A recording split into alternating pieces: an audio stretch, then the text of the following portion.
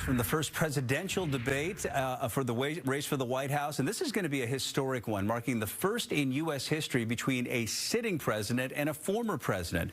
We have expert insight into how this could play out on stage tonight. Joining us in studio from Seattle University's Department of Political Science, Professor Patrick Schattmer is with us this morning. I mispronounced. It's Schattmer. Schattmer. You got it, Bill. Thank you. So close. Okay, so President Biden, former President Trump, hashing out some of our nation's most pressing issues tonight. Which topics do you expect to be, most front and center in tonight's debate? Well, most debates, they tend to try to focus the conversation around the issues that the voters are telling them are most important. So we're going to definitely see conversation about the economy, about people's lingering anxieties about inflation and catching up with that. We're going to see immigration at front and center. We're going to see abortion.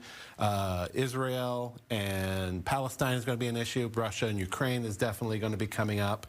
But both candidates have also been framing their campaign as they see themselves as the defender of American democracy. And so that's an interesting one, too. And I want to get into that because the latest polls indicate that the top issues for voters in the upcoming election, in the swing states, maintaining democracy and the economy, and the latest polling among undecided voters in swing states indicating that they trust Trump more than Biden on the issue of democracy. And that's interesting because, Biden has been kind of framing this as, democracy being on the ticket here, and that Trump is an existential threat to democracy. Yeah, so we've seen both campaigns take a whack at trying to frame the way the voters are considering the issue around how they want to see it. Political campaigns, elections can be thought of as competitive storytelling events, Bill. And what we see happening right now is Trump is doing a better job of getting his story out there than Biden is. Trump's got a lot of distractions, but one thing Trump has been really good at is knowing how to drive a story and knowing how to drive a message.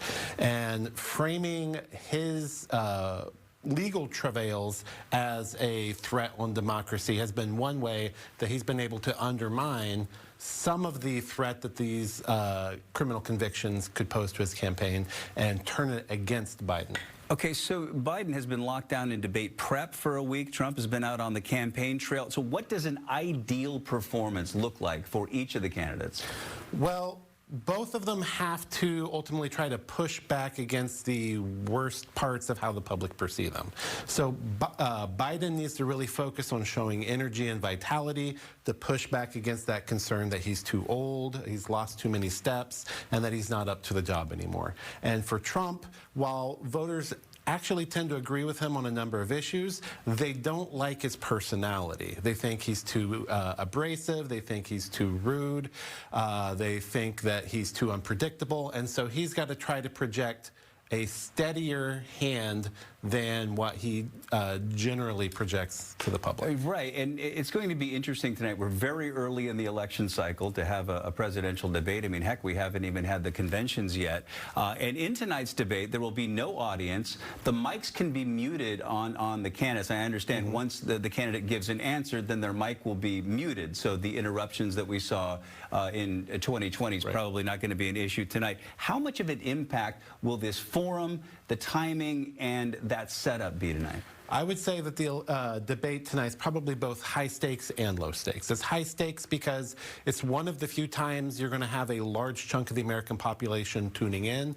It's going to be one of the few opportunities people are going to have to break through to those undecided voters who aren't following things as closely as you and I, and so might think that Biden, for example, was the one that ended Roe v. Wade, or might not necessarily know any of the things that Donald Trump has been up to after office. So this is going to be a chance to break through. But voters tend to have short memories, and there's a lot of time between now and November when people are casting a vote. So the actual impact of this particular debate on the final decision being made probably won't be that big. But what it will do is it will help set the stage for July and August and September. And so it can push the election in a direction that the campaigns want it to go in. So if you look at the polling right now, it's about 52-48 either way. I mean, it's really kind of a toss-up. Historically, how much do debates like this move the needle in terms of voter support? They don't move it a whole lot. Most voters are probably locked in on who they're going to vote for now, and so you're competing over a very narrow slice of the electorate. But given how close this election is, that narrow slice is what's going to ultimately decide who gets sworn into the Oval Office in January of 2025. The Supreme Court set to rule on the issue of presidential immunity, and that could completely change the idea of presidential power in this country. Could also decide whether Trump stands trial on election subversion charges. So how do you think the Supreme Court rules on this? I mean, this is the million-dollar question right now, the great parlor game. I mean, what is the Supreme Court going to rule? Why did they take up this case to begin with? And what do you think the extent of presidential powers should be under constitutional law? Well, I'd have to have a crystal ball to know exactly what the Supreme Court's going to rule on this. But what's your take? The fact that they've taken it up at all and that they've taken this long to decide has been a net benefit to former President Trump, because it effectively took the January 6th D.C. trial off the political calendar and effectively guaranteed that it would not be happening before the November election. So regardless of how they decide, the fact that the Supreme Court is weighing in on this at all is a net win for Donald Trump.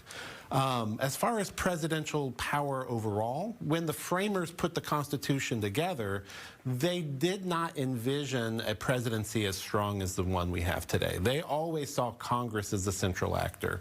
But the presidency does have a decisive advantage over Congress in that it doesn't have to negotiate with 434 other presidents. The president can decide to take a course of action, and it can be done. And life today is a lot quicker paced than it was in 1787. Yeah, there's so much to discuss, and I know a lot of eyes are going to be on this debate tonight. Thank you so much for joining us today. Professor Patrick Shatner from Seattle University. Great take. We'll have you back. Thank you. A lot to discuss. Come by anytime. And by the way, the debate is coming up tonight at 6 right here on Fox 13. And then right after, we'll have political experts joining our own Hannah Kim for full analysis of the debate.